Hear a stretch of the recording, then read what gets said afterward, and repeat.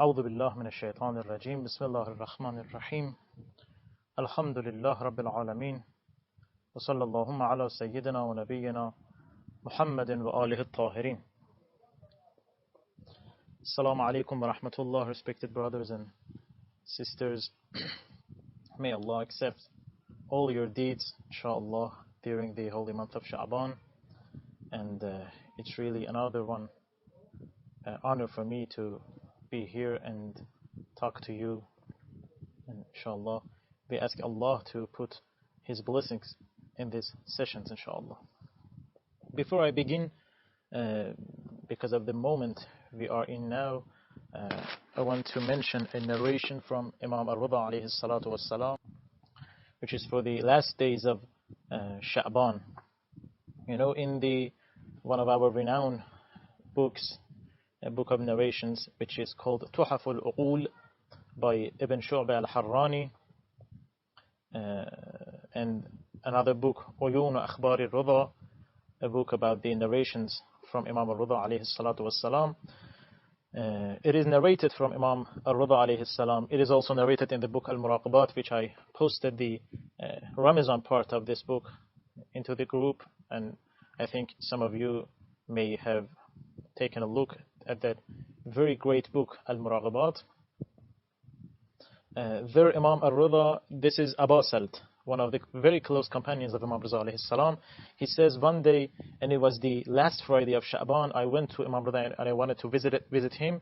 And when I reached his house and I could see him, Imam Rida looked at me and said, this is the last Friday of Sha'ban, and you need to spend this day with supplication and praying and busying yourself just with God and Allah subhanahu wa ta'ala. And there Imam Rida alayhi salam recommends Abu Salt to recite a dua in the last moments of Sha'ban, and I want you to memorize this supplication. It's easy to memorize, and I will inshallah write it in the group. Imam Rida says, in the last moments of Sha'ban, you can, and it's very good and it's recommended for you to recite this very short dua: Allahumma illam takun ghafarta lana fima mada min Sha'ban faghfir lana fima baqiya minh. Allahumma illam takun ghafarta lana fima mada min Sha'ban faghfir lana fima baqiya minh. It means, oh Allah, if you didn't forgive me in past days of Sha'ban, past moments of Sha'ban, please forgive me in the remaining days of Sha'ban. And it's very good to recite this dua during the qunut, in the prayer, or any moment that you have this feeling to recite this dua with honest and sincere heart, of course. And you know that this narration has a very beautiful indication. And if you look carefully at this narration, you see that the narration says that we were supposed to be forgiven during the days and nights of Sha'ban. It was the month of forgiveness, as well as the month of Rajab. These months were the months of the forgiveness of Allah, and those who were deprived from this forgiveness, they have to think and they have to hasten and do something for the remaining moments of the Sha'ban, and do not lose this opportunity. And it's so important for us to keep look at what Imam Rida and all the leaders of Ahlul Bayt tell us. Like one of those things is this dua: Allahumma illam takun ghafarta lana fima mada min Sha'ban faghfir lana fima baqiya minh. And we're approaching the radiant days and nights of Ramadan, the holy month of Ramadan, a great period of time for those people who really want to seek nearness to Allah subhanahu wa ta'ala, and want to purify their hearts and wash their sins away, inshallah. And I really and sincerely ask you to do not forget me in the supplications and in your prayers, and please mention me during your supplications and prayers during the holy month of Ramadan, which we are approaching. And the next Saturday in Iran will be the beginning of the holy month of Ramadan, and of course I think Friday or I don't know, maybe Saturday in Ireland may be the first day of Ramadan. So inshallah, we have to prepare yourself, and with this preparedness we really have to make this intention that this Ramadan there will be a glorious and great Ramadan for us. And we can do that, inshallah, by the help of Allah. And this is a very big, party of Allah. And He wants His beloved ones in this party. Inshallah, He invites us and He will answer our supplications and du'as during this month, inshallah. And to begin this session, I ask you to recite a salawat ala Muhammadin wa ala Muhammad. Allahumma salli ala Muhammadin wa ala Muhammadin wa ajil farajahum wa ahlik aduwwahum ajma'in.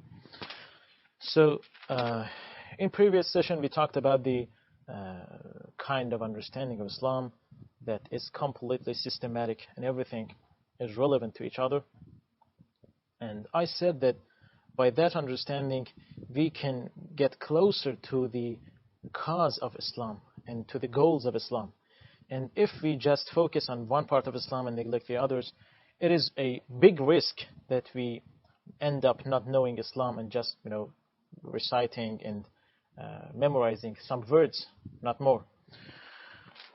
And the book that we referred to was the Islamic Teachings by Allama Tabatabai, and I recommended you to read 10 pages of that book. Inshallah, you'll be successful to read the pages of that book. Today I'm going to continue our discussion according to what approach Allama Tabatabai have chosen in this book, Islamic Teachings. You see, the first topic in this book is religion, and why we really need religion. Why is it necessary for everyone to subscribe to a specific religion? It's a very important question, and you know that it's not just an old question. Even today, many ask these questions. Even atheists, they are talking and debating and everything to oppose this, argument and say that there is no need for religion or God or anything divine. But for us as Muslims, it's really important to know why we're going to join a religion, and we are already in the holy religion of Islam. Allama Tabatabai, unlike many scholars in this discussion, he decided to start his discussion with society, with social aspect of religion, not the individual aspect of religion. Please listen carefully, it's so important and it solves many of our problems, inshallah, in future. You see, Allama Tabatabai starts the discussion with talking about the society and the laws of society and the credibility of the laws to bring us salvation in this life and in the hereafter. The question is, why society?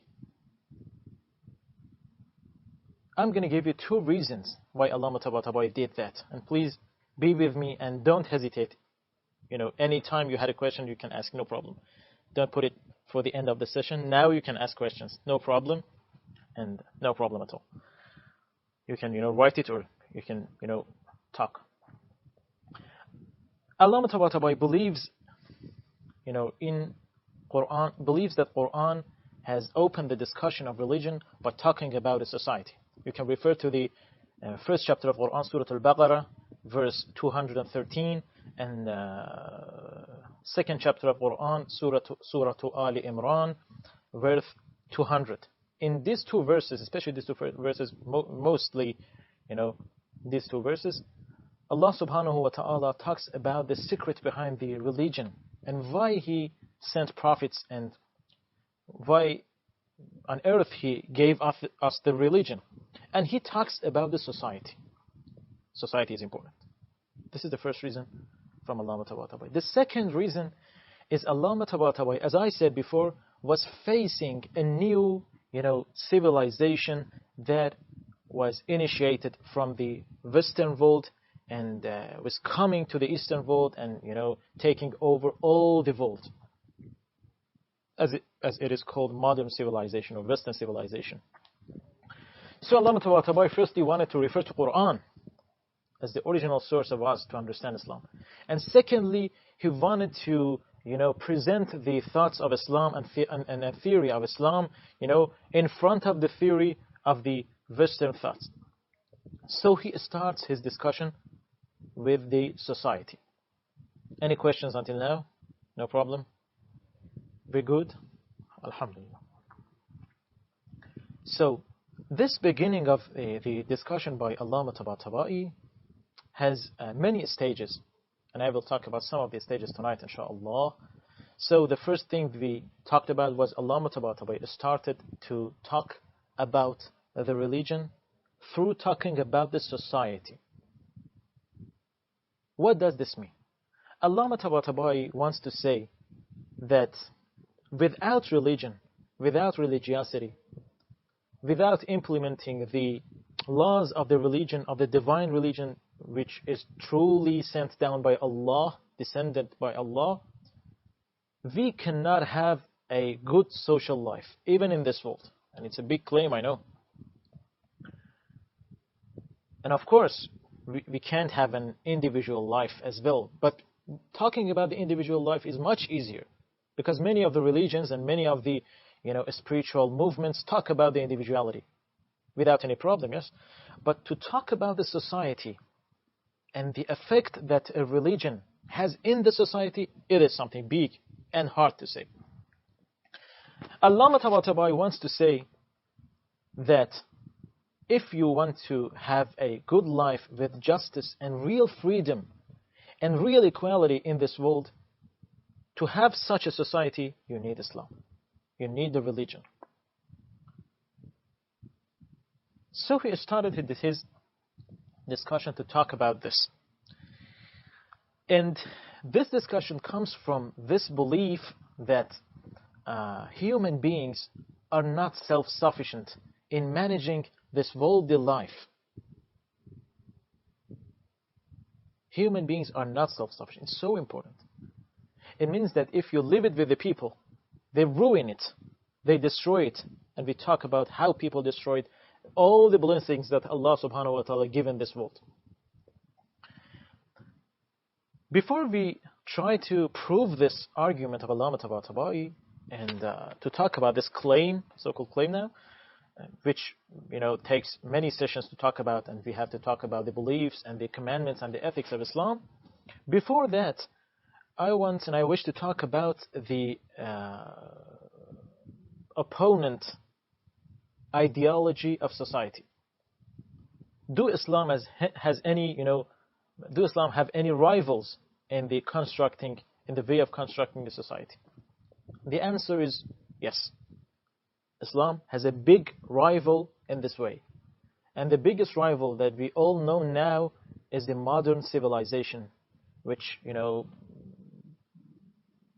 we can trace it, 6 centuries before until now. To understand that, because in this day and age, when you talk about the implementation of the laws and rules of Islam in the society, people, very soon their minds go to the law of Sharia. And many people talk about this.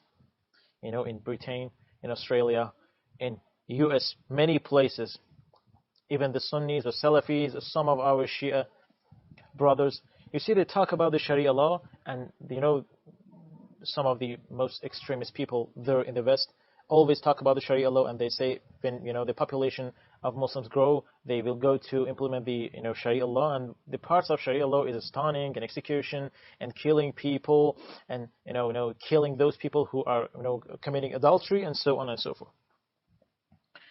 So it's so important to talk about this approach of Allama Tabatabai and its differences with many approaches and many ideas here in this field and in this discussion. Look, Allama Tabatabai is a philosopher of the 20th century. Tonight, our discussion is going to be a little hard, a little difficult, not so much, but a little, because we're going to talk about some, origins of thoughts in the West, and you may know about many of these things, and I try to, make it quick, inshallah. Allama Tabatabai is a philosopher and is a scholar of the 20th century. He born in the 19th and 20th century and lived there, raised and lived. And he is talking about Islam in this age, which can be a contemporary age for us. In this age, Islam is not, the single ideology and theology and theory in the world. No. The world, was taken over by the modern ideas and modern philosophies. And we're talking about Islam in front of those ideas and philosophies.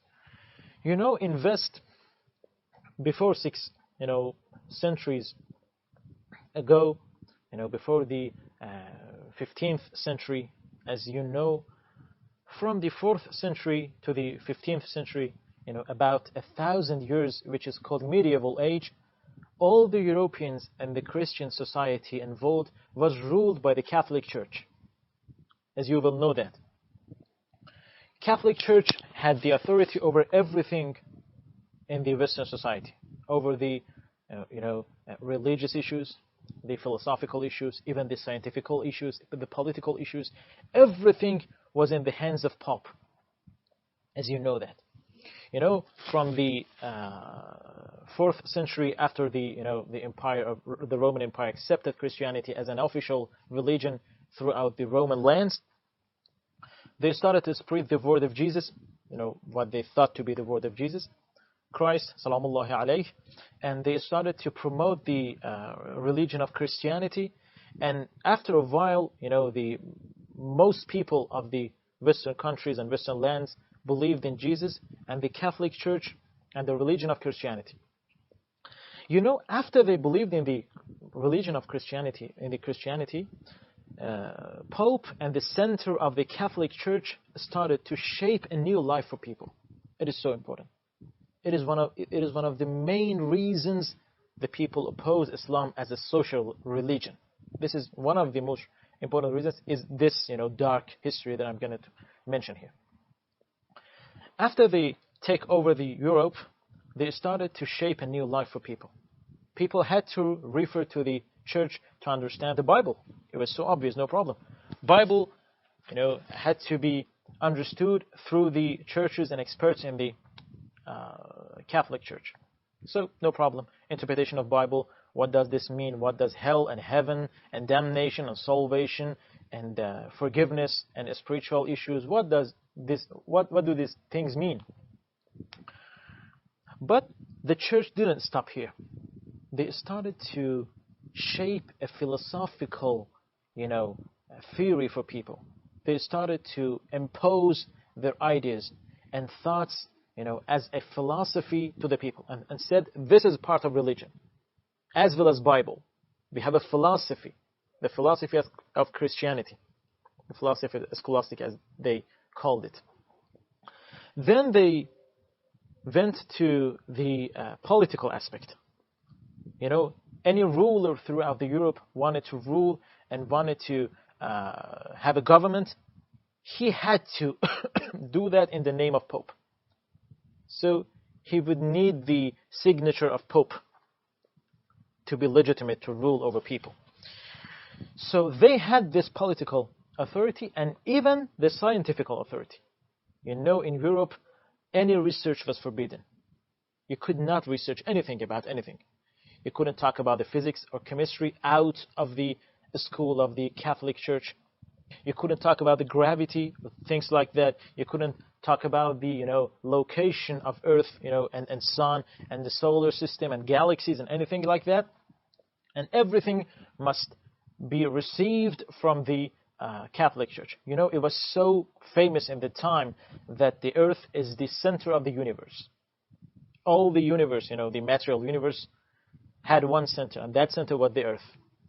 And they said that Sun is going to, circle over the Earth. And the Earth is, without any movement, and Sun is moving around the Earth.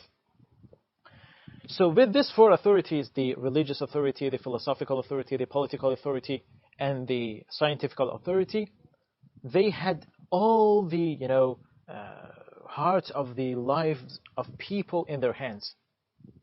And this was a life of a Christian. He would think exactly like what Pope thinks. He would accept a leader that Pope accepts. He would accept the interpretation of the Bible as the exact same way that Pope would accept. And this lasted for more than 1,000 years. It was so hard and so heavy for Western people. So hard and so heavy.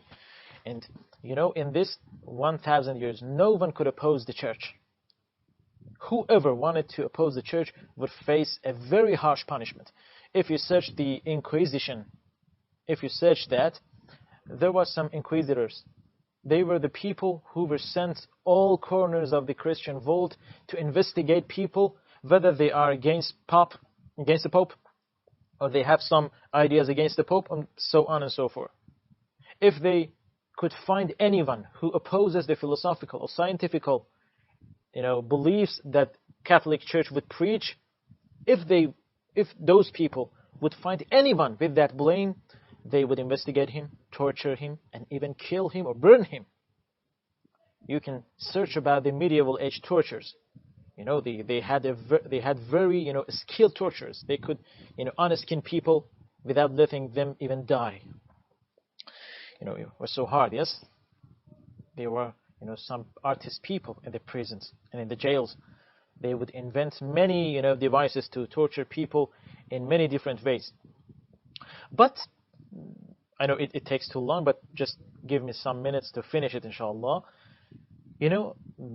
At the 16th century or 17th century, this period of time, something changed in the West.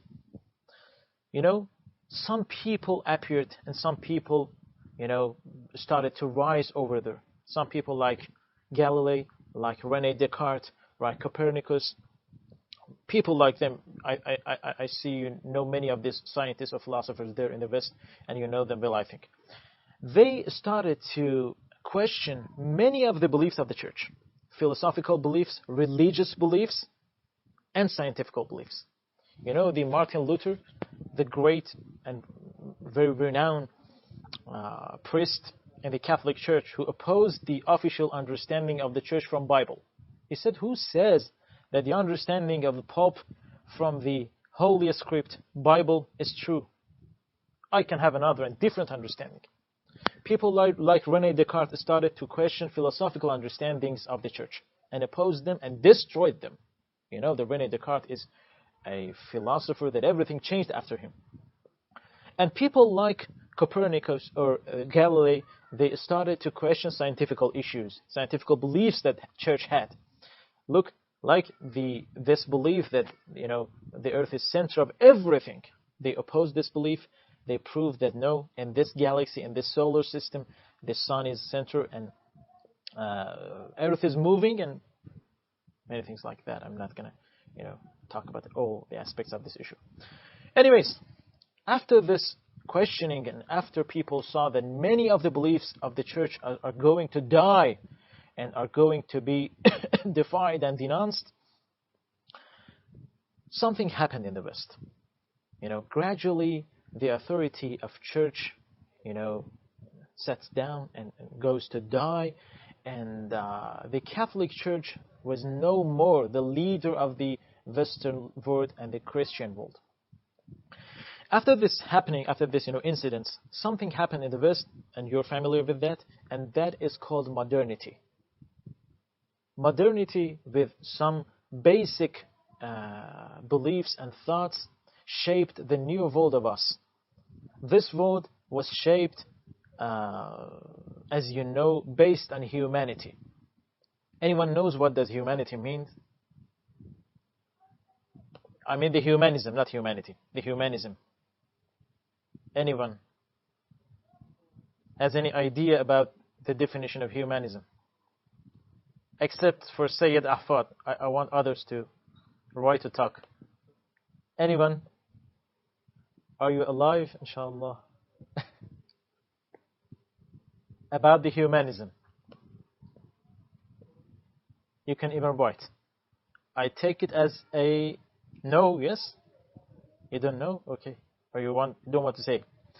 Humanism was a new form of philosophy that believed that the human being and mankind is the center of everything. Unlike what Christian, church would think, that God is the center of everything. They started to believe why we always refer to God. Why we ask, the political issues and social issues from God. We don't need God anymore. Yes, we do not say that God does not exist. Many of them, they didn't believe that God does not exist. Many of them would believe in God, but said that God is not for this worldly life of us. Yes, God is something for the hereafter. Religion is something for the hereafter, for the day of judgment, not for now. This was the question. Not for now. So the humanism makes the mankind the center of the universe, the center of his life. He says what should be implemented, what is rule and what is not rule. What, laws could be implemented and what laws could not be implemented. What is ethical and what is not ethical. What is moral, what is immoral. Everything was in the hands of humanity. And this very important issue of the modern age, which is called humanism, is something that strongly and clearly opposes the pillars of Islam. And this shaped the new age of us, for more than 500 years. The second thing that they believed, the first was humanism. The second was secularism. Secularism means that they believe that this world and the hereafter are completely disconnected. There is no connection between the heavens and the earth. This world should be ruled by the worldly laws and worldly thoughts. Nothing more. This was secularism. And many of the states now are governed according to the secularism. We need no revelation for governing people. We need no, wahy to rule our countries. And the third very important issue in this, new age was scientism. Extremely believing in science. Mankind after could invent many things and discover many things after the Isaac Newton, in physics and chemistry, in many aspects and many, issues of life, as now. Mankind felt that, the modern human being felt that I can solve all the problems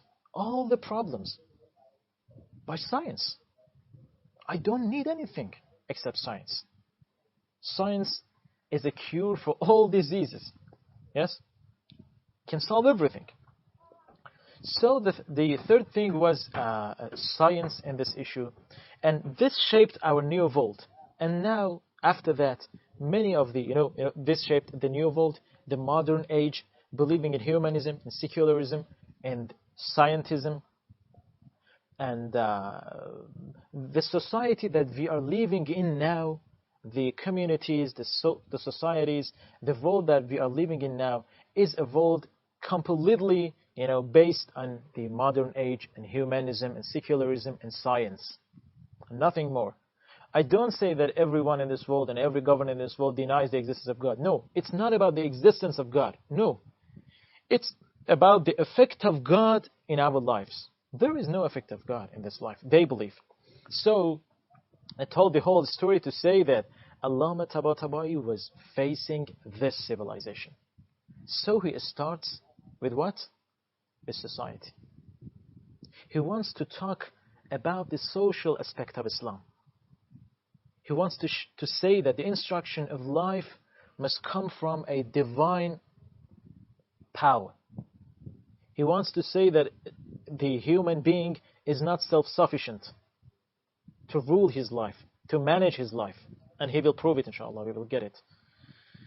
But the important thing is, many of us, many of Muslims, now are living in modern age with modern ideas and modern beliefs based on humanism, denying the superiority of God, based on secularism, and we don't even, realize that we are living in such an environment. And this is the problem. We think if we pray in our houses, if we go to mosques and do these things, everything is solved. This is why many of us have no idea, that what's going to happen with the reappearance of Imam al-Mahdi. Everything is good, everything is all right, no problem. We're living our lives. You know this feeling? This feeling comes from the ignorance about the real essence of the environment that we are living in. So Allama Tabatabai, puts his hand and his finger on this very important issue, and he wants to begin his discussion with this. Please, brothers and sisters, before I, continue, I know some of the discussions that I'm going, into it may seem difficult or something like that. I know that. I know that, but we have to get rid of some easy, repetitive discussions about Islam. We have to talk serious things. Serious things. If we neglect the serious things, the serious discussions, so we have nothing to say. Yes, Islam is a religion of peace. Islam is a religion of peace. Yeah. Always we shout it, Islam is a religion of peace. But what does this mean? Islam is a religion of peace. Okay. What does peace mean? How do you describe Islam that is compatible with peace? And how do you describe the peace and war? Talking and slogans and mottos is, easy. But when you go to the serious issues that shapes the civilizations and can make a real dialogue between all the schools of thoughts, it may seem a little hard, and I try to make it easy, inshallah, but I think we have to discuss about these things. The last step of tonight's discussion, so the first step was Allama Tabatabai, starts from the society.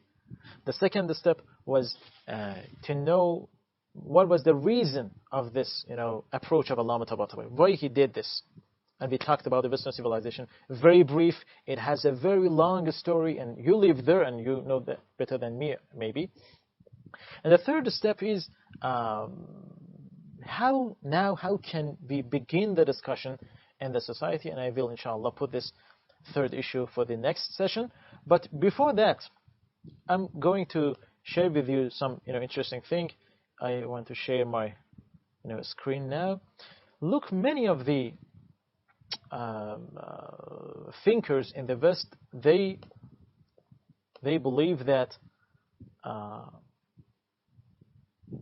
the origin of religion is not something real. There are some great philosophers like Bertrand Russell. I know that you know him because he's English. I think you know him. Like Jean-Paul Sartre, the French philosopher, and like Auguste Comte. Or it has a French pronunciation. I'm not gonna go to pronounce French. I don't know how to pronounce, but Auguste Comte, he's one of the renowned French philosophers. He says, according to that modern age, as I say, he says that the human being has 3 stages of thoughts and wisdom. The first stage is the theological stage, where the people, when they cannot find out what's really happening in this world, they refer everything to God or divine, powers. The second stage is metaphysical stage, the philosophical stage, and the third stage is scientifical stage. I'm not gonna, explain this stages of the Auguste Comte. I'm just talking about the third stage. They say when we reach the scientifical stage, this is done. There is no need for religion. We can explain the earthquake. We can explain the tornadoes. We can explain the coronavirus. We can explain the plagues. We don't need any superstition like, the God or the divine issues or things like that.